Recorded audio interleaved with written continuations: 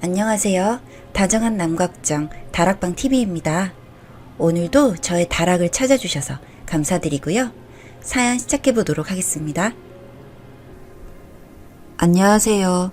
저는 고등학교 시절 첫사랑이었던 와이프와 결혼에 성공한 주변에서 말하기를 복받은 놈입니다. 제 와이프는 대기업 계열사에서 일을 하고 있고 저는 자동차 판매업을 하고 있습니다. 그래도 다행히 제가 말을 잘하는 편이라 꾸준히 월 800 이상은 집으로 가져옵니다. 처음 결혼을 하기 위해서 처갓댁에 인사를 갔을 때 처갓집에서는 영업사원이라는 이유 하나만으로 반대가 심했고요. 그런 장인어른과 장모님의 마음을 100번 이해하기 때문에 다음에 인사를 갈 때에는 원천징수 영수증까지 떼서 인사를 드리러 갔습니다. 저는 자동차 판매업에 1, 2년 있었던 게 아니고 그 당시가 10년 차였기 때문에 나름 데이터가 쌓여서 처갓댁 식구들에게 인정을 받을 수 있었던 것 같아요. 와이프와 결혼을 하고 몇 년은 무탈하게 잘 지내고 있었는데 최근 와이프가 모임 활동을 시작하면서 다툼이 생기기 시작했습니다. 와이프가 시작한 모임 활동은 농활 모임이었습니다. 예전부터 귀농을 하고 싶어 했던 와이프는 오픈 카톡방에서 농활하는 사람들과 모임을 시작했고 주말이면 근교를 다니면서 농사일을 도왔습니다. 그 모임에는 일손을 구하기 위해서 모임에 참여한 흔히 품앗이를 위해 활동을 하는 사람들과 농촌 활동을 체험하기 위한 사람들이 있었는데 저도 시간이 될 때마다 같이 나가기도 하면서 귀농에 대한 꿈을 키우기도 했어요.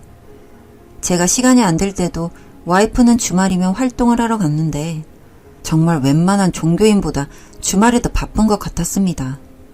와이프의 모임 활동을 제가 싫어하게 된 건 외곽으로 나가다 보니 가끔 외박을 하는 경우가 있었는데 이게 처갓댁에 가거나 친구 집에 가는 것도 아니고 아무것도 없는 허허 벌판에 모임 사람들과 같이 자고 오는 게 너무 마음에 걸렸습니다. 물론 와이프가 저녁에 삼겹살을 구워 먹는 사진이나 남녀가 나눠서 자는 방이나 연락은 잘 해주지만 그래도 마음으로 불안한 건 떨칠 수가 없었어요. 그래서 그 문제로 다툼도 몇 번 했지만 제가 주말이면 일이 바쁘다 보니 함께 할 수 없어서 어쩔 수 없다고 생각하며 방치했던 것 같아요. 그러다 최근에서야 오픈 채팅이라는 걸 활용하면 조금 안심이 될 것 같다는 생각을 했는데 그 모임이 좀 이상하더라고요. 처음 인사말을 하고 모임에 1회 이상 참석해야 본 카톡방으로 이동을 한다고 적혀 있었습니다. 그래서 본방이 뭐냐고 하니까 밑에 식구 적혀 있는 거 못 보셨어요? 하며 되물어서 일단 아는 척 하려고 네네 본방 가야죠 하며 말을 이어나갔고 지역 번개 모임을 한다고 해서 회사 동료를 그 자리에 보냈어요. 그렇게 모임에 다녀온 동생이 엄청 어리둥절해 하면서 이야기를 했습니다. 형, 그 모임 뭐예요? 농촌에 일하러 가는 모임. 일단 본방으로 초대해 준다고는 하더라고요. 왜? 뭐 이상한 거 있어? 지금 있는 카톡방은 그냥 이야기하는 방이고 본방은 활동도 하고 미팅도 한다던데요? 미팅? 네, 저도 뭔지 몰라서 알겠다고만 하고 왔어요. 그래, 고생했어. 그리고 그날 저녁 몇 명의 사람들에게 개인 카톡으로 본방에 입장하는 링크가 왔습니다. 처음 들어간 카톡방은 서로 이것저것 개인적인 이야기부터 많은 대화를 하고 있었지만 어떤 사람이 제 와이프인지 알 수 없었고요. 그저 와이프가 하는 모임에 대화방을 들어갔을 뿐인데 이게 무슨 일인가 싶게 너무 깊게 파고드는 것 같아서 죄책감이 조금 들기도 했습니다. 그러다가 한 사람이 얼마 전 다녀온 농활에 대한 이야기를 하는데 고기 사진도 함께 간 사람들 사진도 올라오더라고요. 그 중에는 당연히 저의 와이프도 있었습니다. 그러면서 하는 이야기를 들어보니 이번 모임에서 두 쌍의 커플이 탄생했다고 하며 탄생한 커플들은 카톡방을 나가도 좋다 뭐 그런 말이 있었어요. 그 말을 마지막으로 몇 명의 사람들이 나갔고 다른 사람들은 솔로 탈출하고 싶다 뭐 이런 이야기를 했습니다. 아무리 생각해도 단순히 농촌 활동이나 하는 카톡방은 아닌 것 같고 성인들 만나온 카톡방 같은 느낌이 강했어요. 와이프가 커플이 된 건지 안 된 건지는 모르겠지만 그 모임의 사람들이 순수한 사람들 같지는 않다고 생각이 들어서 와이프에게 모임을 나가지 말라고 했습니다. 여보, 그 모임 주말마다 나가는 거 힘들지 않아? 그만하는 게 어때? 왜 그래? 나 거기서 일 잘 배우고 있는데. 아무래도 매주 그렇게 멀리 나가는 게 마음 쓰여서 그래. 내가 매번 사진도 보내주는데 뭐가 그렇게 신경 쓰여? 당신 설마 우부증 그런 거 아니지? 무슨 말을 그렇게 해. 차라리 나랑 같이 가자 그럼. 당신 주말에 일 많잖아. 나 일 쉴 때만 가면 되잖아. 나 없을 땐 처갓댁에 가도 되고 취미생활 해도 되고.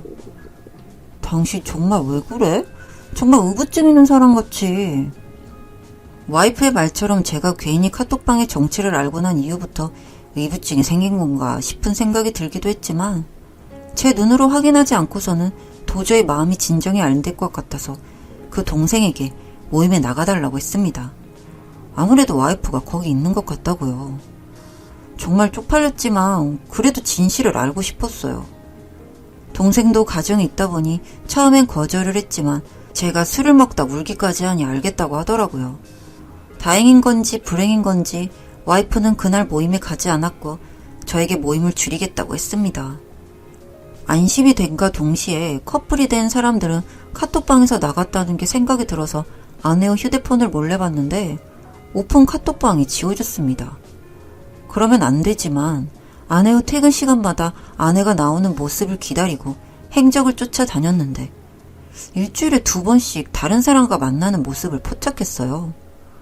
근처 공영주차장에서 아내는 다른 사람의 차로 옮겨 타고 늦게까지 데이트를 하고 제가 집에 들어오기 직전에 집으로 들어갔습니다. 그 사람의 차를 쫓아다니다가 아내와 그 남자가 모텔로 들어가는 곳까지 블랙박스에 다 찍혀 있었습니다. 몇 번이나 그 남자와 아내가 모텔로 가는 것을 찍었고 차 안에서 키스하는 모습도 다 담았습니다. 이렇게 되니 저는 결정을 해야 했어요.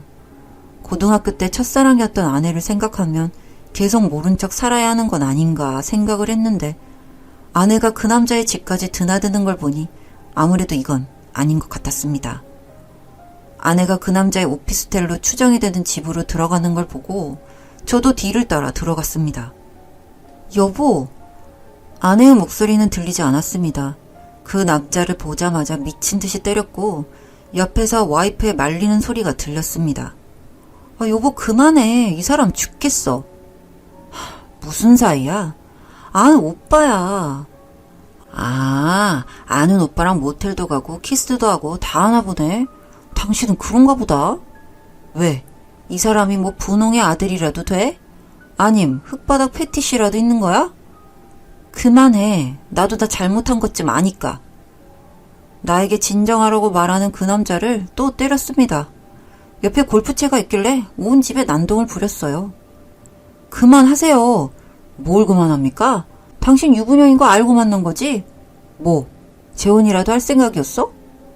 그렇게 와이프를 끌고 저는 집으로 갔어요. 가는 내내 와이프는 저보고 미친놈이라며 소리를 지르더라고요. 이렇게 폭력적인 사람이랑 더는 못 살겠다고. 부모님이 반대할 때 그만했었어야 했다고. 이혼을 하자고 했습니다. 제가 아닌 그 사람이요. 매 순간 저는 아내에게 최선을 다했다고 생각했는데 아내는 솔직히 저와의 생활이 만족스럽지 않았고 무료했다고 합니다. 그래서 바람을 피웠다고 하더라고요. 저도 이혼하자고 했습니다. 이혼을 할 때 하더라도 정말 작은 것 하나까지라도 다 뜯어내고 싶었어요. 그래서 이혼 전문 변호사를 찾아갔고 제가 폭행을 한 건 때문에 원만히 이혼이 어려울 수 있다고 하여 상간남을 찾아가서 상간남 소송은 하지 않을 테니 합의를 하자고 했어요. 그 남자 참 줏대도 없더군요. 그렇게 저는 이혼 소송을 했고 결국 이혼을 했습니다. 이혼 그리고 위자료 거기에 정신적 피해 보상도 추가로 진행 중에 있습니다. 제가 와이프 때문에 몇 날 며칠을 시달렸더니 간밤에 잠도 오지 않고 일상적인 생활이 불가능해졌거든요. 어차피 제 돈도 아닌 위자료로 뭘 할까 생각을 하다가 와이프의 회사 친구들에게 심심할 때마다 와이프의 불륜 사실을 보내는데 와이프가 처음 몇 번은 대응을 하지 않더니 몇 번 하다 보니 명예훼손 소송을 저한테 걸더라고요. 금액도 크지 않아서 그때그때 벌금 내고 있습니다. 이상하게도 이렇게 와이프 주변 사람들에게 소식을 알릴 때마다 제 정신적 상처도 치유가 되는 느낌이라 수시로 하고 있는데 와이프는 어쩐지 주변에 사람도 없어지는 것 같아서 기분이 좋습니다. 때린 놈이 맞은 놈보다 발 뻗고 편히 지내면 안 되는 게 맞는 거잖아요? 다정한 남걱정 다락방 TV였습니다. 다락방 주인에게 구독과 좋아요, 알림 설정으로 응원해주세요.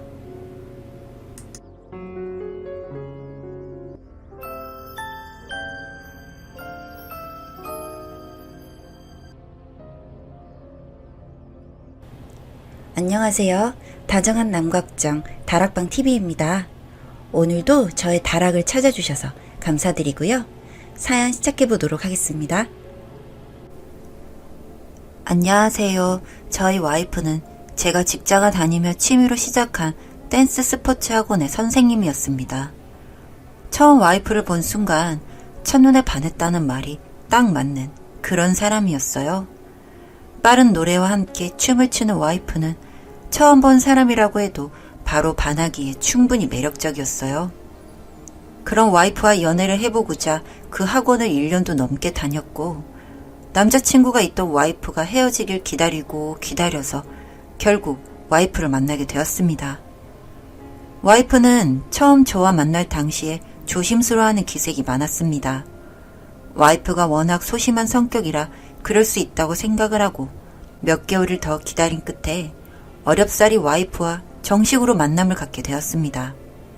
춤을 출 때 열정이 가득한 모습과는 달리 실제 와이프의 성격은 엄청 조용하고 차분하더라고요. 그러면서도 할 말을 참지 않고 하는 게 멋지다 생각했습니다. 그때는 콩깍지가 씌어서 다 좋았던 걸지도 모르겠어요. 와이프가 저희 집에 인사를 오던 날 저희 부모님께서는 웬 천사가 집에 들어왔다고 하면서 아들뿐인 집에 이렇게 딸이 생겨서 너무 좋다고 하셨습니다. 와이프는 그날도 조용조용 밥을 먹고 집으로 돌아갔고 며칠 뒤 저도 와이프네 집에 가서 밥을 먹었는데 와이프는 집안 자체가 엄청 시끌시끌하더라고요. 와이프랑은 분위기가 상반된다 생각을 하면서 집으로 돌아왔고 곧 저희는 머지않아 결혼을 했습니다. 결혼 후 와이프와의 생활은 제가 예상했던 것과 크게 다르지 않았는데 결혼을 알게 된 점이 있다면 와이프의 본래 성격입니다.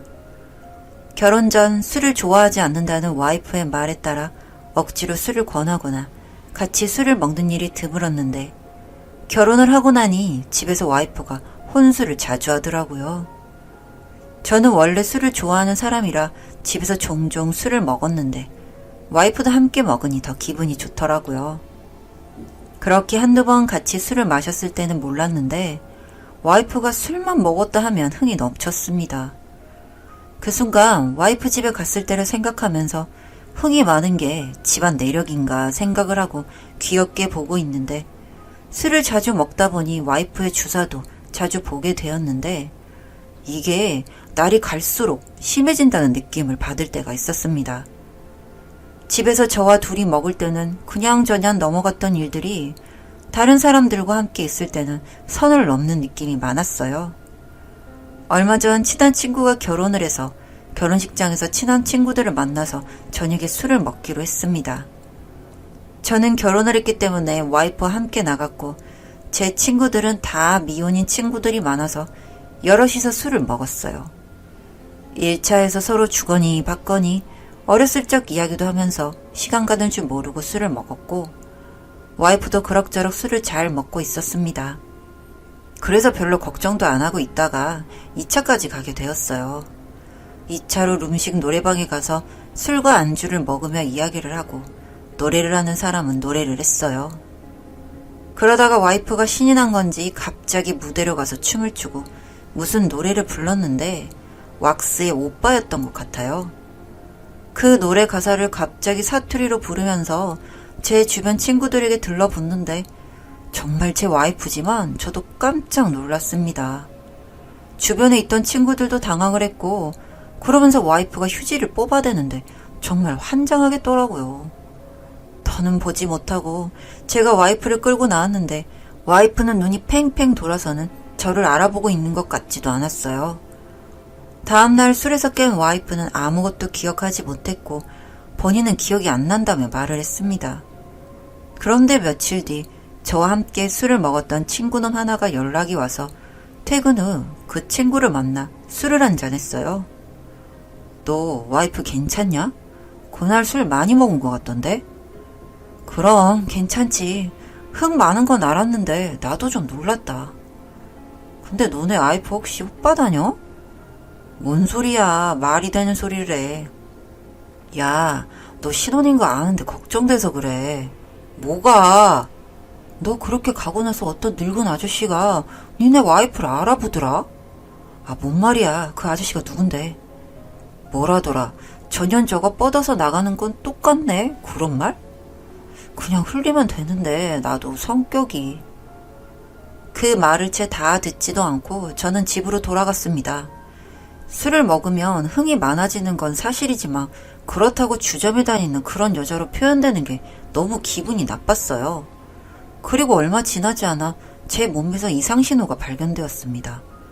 자꾸 성기 쪽이 가렵고 따갑고 뜨거운 그런 현상이 있어서 결국 일을 하다가 점심시간에 비뇨기과를 찾아갔는데 거기서 하는 말이 저더러 성병에 걸렸다는 겁니다. 그래서 제가 혹시 속옷이 좀 작아서 그런다거나 그런 거 아닐까요? 하고 여쭤봤더니 이건 핑퐁 감염이라고 하면서 사람이 사람한테 옮길 수 있는 성병이라고 했습니다. 그러면서 하는 말이 혹시 여자친구분이나 와이프가 있으면 꼭 같이 치료를 받아야 한다고. 혼자 나아도 파트너가 성병 치료가 안 되면 계속 걸린다고 하더라고요. 집에 가는 길에 곰곰이 생각을 해보니 참 이상했습니다. 저는 당연히 와이프 이외의 사람과 성관계를 한 적도 없기도 한데 그동안 만날 때는 괜찮다가 갑자기 최근에서야 이런 증상이 나타났다는 게요. 그래서 그날 저녁 와이프에게 이야기를 했더니 본인은 안 간지럽다면서 절 의심하길래 찝찝한 마음은 있었지만 저녁으로 병원에서 치료를 받았어요. 그리고 얼마 뒤 저희 회사의 직원 한 명이 퇴사를 하게 되어서 송별회 겸 회식을 하고 있었고 와이프는 그날 1박 2일짜리 세미나가 있었습니다. 하는 일이 댄스 강사라서 그런지 서울, 대구, 부산 등등 세미나가 자주 있었거든요. 그래서 와이프와 통화를 하고 고깃집에서 술을 먹고 밖으로 나와서 2차를 가기 위해서 거리를 걷고 있었는데 낯익은 사람이 젊은 사람들이랑 어울려서 웃고 있었습니다.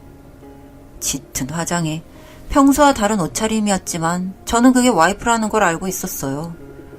와이프는 그 젊은 남자들과 함께 술집으로 들어갔고 그 모습을 보니 술이 확 깨서 저는 몰래 와이프가 술을 먹고 있는 곳으로 따라 들어갔습니다. 누나 정말 이래도 돼? 괜찮아. 오늘 신랑 회식. 결혼하면 누나도 일 접을 줄 알았는데 완전 의외야. 뭐래니? 내가 어디 돈 때문에 이거 일하니? 그렇게 2시간 정도 술을 먹고 한껏 취한 와이프는 낯선 남자에게 어깨동무를 하고는 모텔로 들어가고 있었습니다. 그 모습을 멀리서 카메라로 찍었어요. 혹시 발뺌할까 봐서. 그리고 와이프에게 전화를 하니 역시나 받지 않았고 곧 문자가 왔습니다. 교육이 길어졌네. 나 지금 언니들이랑 회식 가는 중. 연락 힘들어요. 그 자리에 앉아서 동이 틀 때까지 담배를 얼마나 피운지 모르겠어요.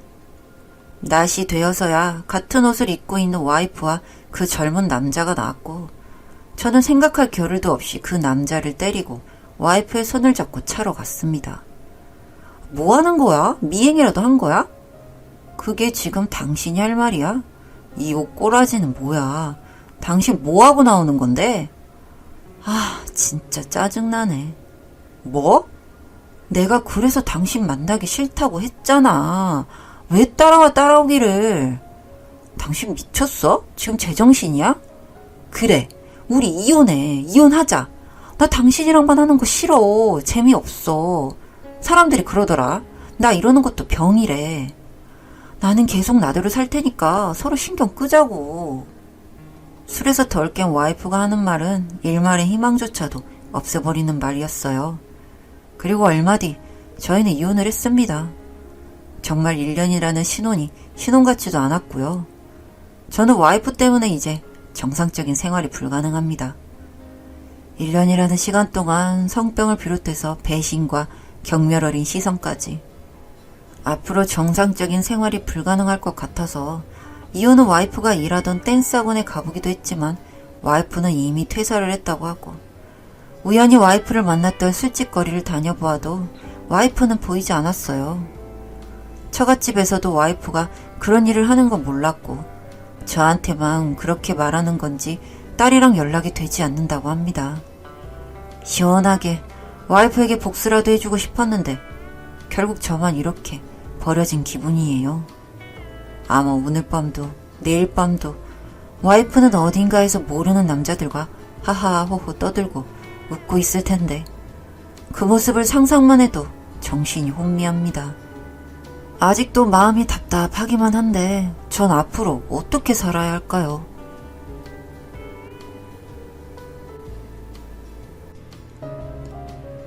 다정한 남걱정 다락방TV였습니다. 다락방 주인에게 구독과 좋아요, 알림 설정으로 응원해주세요.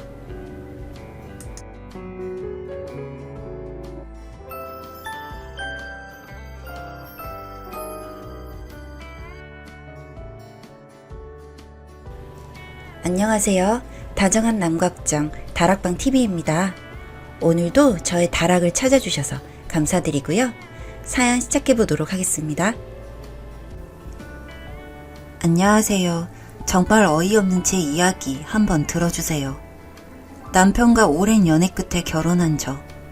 행복한 저희 부부는 얼마 전에 둘째도 임신했어요. 첫째를 낳고 둘째까지 임신하면서 많이 뚱뚱해진 저. 오늘도 얼굴이 너무 부었네. 점점 붓고 뚱뚱해지는 제 몸이 많이 속상하기도 했지만 임산부 요가도 다니면서 열심히 저를 관리해 나갔어요.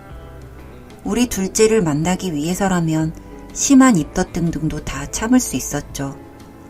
정말 열심히 관리도 해 나가면서 우리 아이를 만날 준비를 했지만 점점 몸이 무거워지면서 너무 힘들더라고요. 아기 낳을 날이 다가오면서 친정엄마가 오셔서 절 도와주시기 시작했어요. 아무래도 몸이 점점 무거워지고 첫째를 돌보기도 힘들기도 하니 엄마가 와서 도와주시는 게 너무 감사했죠. 엄마, 내가 말도 안 했는데 와서 도와줘서 고마워. 첫째도 돌보기 힘들 텐데 홀몸도 아닌데 어떻게 계속 있어. 그래서 내가 도와주러 온 거지. 당연한 거야. 너무 고마워할 필요 없어. 처음에는 계속 집에서 음식도 해주시고 제 산후조리도 도와주시는 엄마한테 너무 감사했어요. 흐뭇하다는 표정으로 저를 보면서 말하시는 엄마를 보면서 너무 기분이 좋았죠. 하지만 점점 엄마의 호의는 무서워지기 시작하더라고요. 언젠가부터 젊은 사람들이 입는 것처럼 옷을 입고 오시는 엄마. 매일 뚱뚱해지고 둘째까지 임신해서 더 못나진 저만 봐서 그런지 제가 예민해서 그런 건지 왠지 남편도 제게 소홀해진 것 같은 기분이었습니다. 처음에는 엄마가 남자친구라도 생기셔서 점점 꾸미기를 좋아하시는 건가 했어요. 저희 어머니는 제가 어렸을 때 아버지가 친엄마와 사별하신 후에 혼자 절 키우시다가 만난 분이었습니다. 어릴 때부터 절 정말 친엄마처럼 키워주셔서 이젠 그냥 저에겐 엄마였습니다. 처음엔 엄마가 변해가는 모습을 보며 오랫동안 혼자 사셨으니 이제 저도 둘째도 임신하고 사니까 여유롭게 사시려는 건가 하고 생각했죠. 하지만 지금 돌이켜 생각해보면 저는 여기서부터 슬슬 의심을 해봤어야 했던 것 같습니다. 점점 화려하게 하고 오시는 엄마. 저희 집에 오실 때는 옷을 좀 가볍게 입고 오시고 하셔도 될 텐데 엄마의 옷차림과 화장은 너무 과했어요. 게다가 점점 엄마를 향하는 남편의 시선이 느껴지는 겁니다. 자기야, 장모님은 오늘은 안 오셔? 장모님 해주신 오뎅볶음 먹고 싶은데. 자기야, 장모님 요즘 왜 이렇게 뜸하게 오시지? 장모님 뵙고 싶은데. 엄마. 남편 입에서 나오는 엄마 소리는 점점 저에게 소름이 되고 있었어요. 급기야 매일 저희 엄마에게 전화해서 오늘은 오실 일 없는지 맛있는 음식 사놓고 준비할 테니까 놀러 오라는 남편. 점점 산딸이 다가와서 불안하고 초조한 저는 눈에도 안 보이는 건지 남편은 매일 저희 엄마 타령을 하기 시작했습니다. 남편이 엄마를 너무 찾기도 하고 저도 엄마가 조금이라도 안 계시면 몸도 무거워지는데 아이를 돌보기도 힘들고 전 어쩔 수가 없이 엄마를 집에 계실 수 있도록 했습니다. 그렇게 엄마가 오시고 나니 화색이 도는 남편, 매일 붙어있는 두 사람을 보면서 나는 두 사람 사이에 낑겨 있는 건가 하는 느낌이 들면서 두 사람 사이에 저의 존재가 불편해지기 시작했어요. 남편의 아내는 저인데 왜 엄마와 남편이 더 어울리는 느낌이 드는 건지. 내가 다시 열심히 꾸미고 다니고 하면 남편이 나를 다시 사랑해줄까? 저는 남편이 저를 다시 봐주기를 바라면서 예쁜 옷을 사입고 화장도 했어요. 하지만 남편으로부터 돌아오는 답변은 임신한 임산부가 갑자기 왜 유난이냐는 말. 뚱뚱하고 둔해졌으면서 그런다고 다시 예뻐지고 날씬해질 것 같냐는 말이었습니다. 너무 상처가 되는 말들. 남편의 말을 들으면서 눈물이 나왔어요. 애는 저희 둘이 만든 거고 저도 아이를 임신하면서 둔해지고 뚱뚱해진 제가 싫은데 저희 아이를 튼튼하게 낳기 위해서 먹고 싶은 음식들을 먹으면서도 열심히 관리를 하고 있고 남편 마음이 돌아오게 하기 위해 예쁘게 꾸몄는데 돌아오는 말은 비수꽃인 말이라뇨. 눈앞이 눈물로 얼룩지는 것을 느끼면서 저는 집 밖으로 나왔습니다. 얼룩얼룩해 보이는 거리들, 비틀비틀한 제 발걸음. 몸이 무거워서 오래 걷기도 힘들고 저는 친구에게 전화해서 친구 집에서 하루 보내게 되었고 제 이야기를 하게 되었죠. 우리 남편이 요즘 이상해. 날 별로 보지도 않고 우리 엄마가 매일 집에 오시면서 편한 건지 뭔지 매일 우리 엄마만 찾아. 내가 예쁘게 꾸며도 뚱뚱하고 둔하고 못생겨진 임산부가 유세냐고 하고 내가 이러려고 우리 둘째 임신한 건가도 싶어. 옆에서 묵묵하게 제 말을 다 들어주는 친구의 곁에서 많이 위로가 되었습니다. 하지만 친구 집에 있으면서도 저는 엄마와 남편이 혹시 뭔 짓을 하지는 않을까 하고 많이 불안했어요. 불안으로 이리저리 몸을 뒤척이다가 그래도 최대한 안심하고 자라고 애기한테 안 좋다는 친구의 말에 푹 자고 아침에 집으로 갔습니다. 이상하게 조용한 집, 엄마와 남편을 불러봤지만 아무런 대답도 없었어요. 둘이 밖에 나갔나 싶었지만 신발장에 있는 두 사람의 신발. 하지만 너무 조용한 집에 저는 슬슬 이상한 의심이 들기 시작했어요. 조심조심 방문들을 다 열기 시작했습니다. 서재, 아이방 등등. 첫째는 어디에 간 건가 보이지가 않더라고요. 그러다가 안방문을 열었는데 저는 그 순간 정말 놀랐습니다. 껴안고 자고 있는 남편과 엄마, 엉망이 되어 있는 바닥에 이리저리 떨어진 옷가지들. 지금 내가 보고 있는 것이 정말 맞는지 생각이 들면서 동시에 배가 많이 아프고 어지러웠어요. 제가 걱정이 되었는지 따라온 친구가 아니면 저는 정말 큰일이 날 뻔했어요. 친구 덕분에 병원으로 바로 가게 된 적. 여기가 어디야? 걱정되는 눈으로 절 보면서 말하는 친구. 너 병원으로 와서 기절한 듯이 잠만 자다가 지금 깼어. 친구 말대로 핸드폰을 보니까 거의 하루가 지나 있었어요. 저는 이제 괜찮아졌지만 너무 걱정이 되는 둘째. 하지만 뭔가 배가 허전해진 느낌이었어요. 둘째와의 연결이 끊긴 느낌? 저는 친구에게 바로 아기에 대해서 물어봤어요. 어두운 친구의 표정을 보며 묻지 않고도 뱃속에 아이가 죽었음을 직감할 수 있었어요. 우리 아이 이렇게 죽은 거야?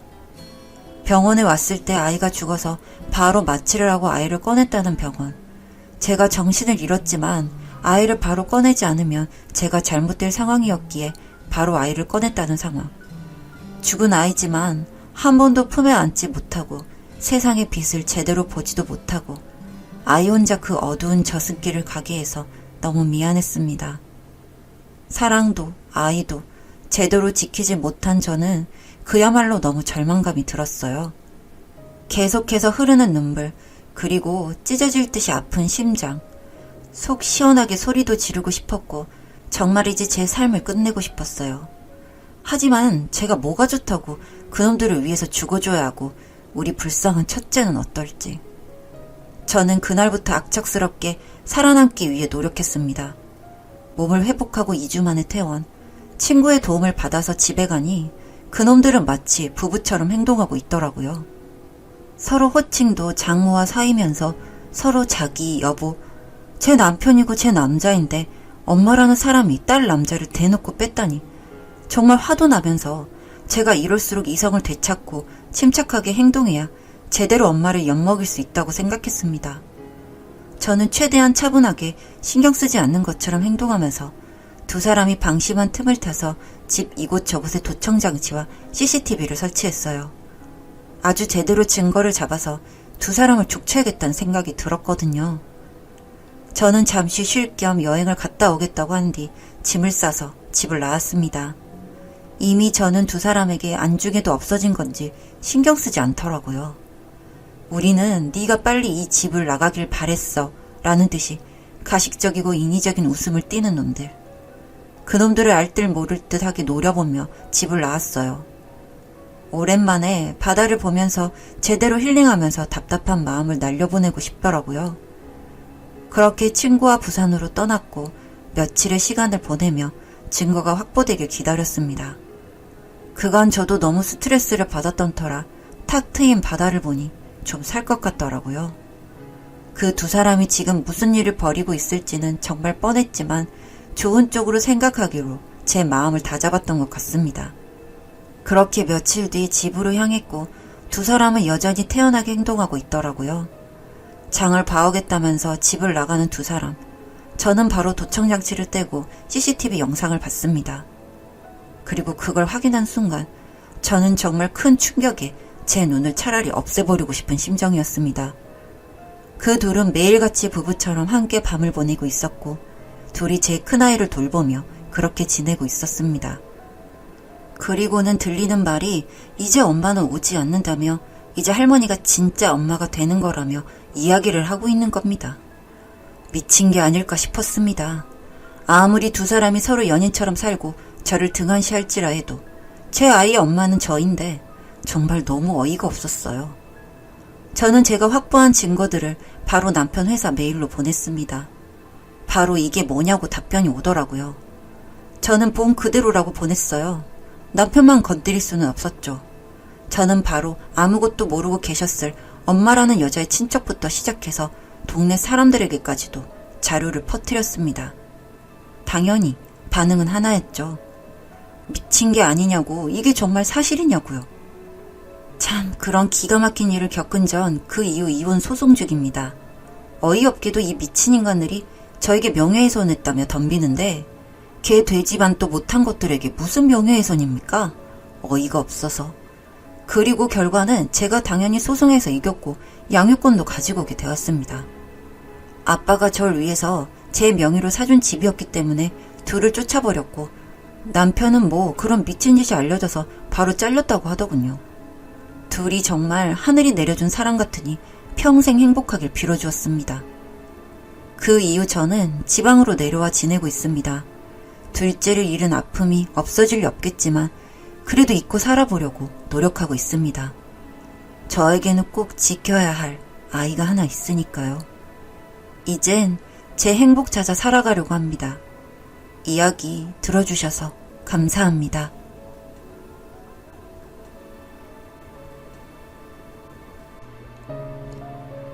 다정한 남걱정 다락방 TV였습니다. 다락방 주인에게 구독과 좋아요, 알림 설정으로 응원해주세요.